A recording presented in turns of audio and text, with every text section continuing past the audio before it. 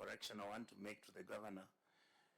We have seen in other county governments when they come, and the Auditor General has actually worked interactively. I would wish that when the Auditor General comes to our county, he is given unaffected access to all the documents so that these small issues can be dealt on time. Number two, Chair, what is sad for me is that this is a qualified opinion.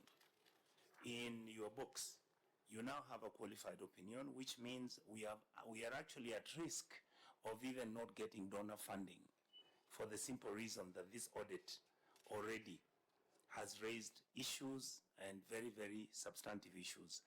The matters we have dealt here, and I know that the public, most likely all Kenyans, are interested to know what did we look at. We looked at the very basic issues, the first 10, and we have looked at them and there is another 52 coming, which we'll be responding to. We expect that the governor's team will provide more documentation and defend themselves so that by the time the final report is written, everybody feels that they have actually got justice and fairness in the way we are handling the matter. Otherwise, thank you, all of you. Chair, I am happy. I previously worked in this committee. I'm no longer here, but I will be a friend of the committee constantly, and I'm happy that this committee is doing an excellent job for all of you who are here.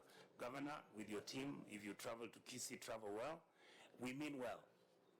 And I want the public to know, especially our people. Most of our people think that me and you should disagree in public no. Because when we disagree, we injure our people. Our job is to make sure that we give service delivery to our people with respect and dignity. The office of the governor is a big office. It's an office that should be respected, just like my office. So I hope that we'll continue to raise the issues and push the buttons to make sure that you streamline your activity. By next year, when the report comes, I believe it should be much better. Yeah, so... Chair, before you make your comment, I want to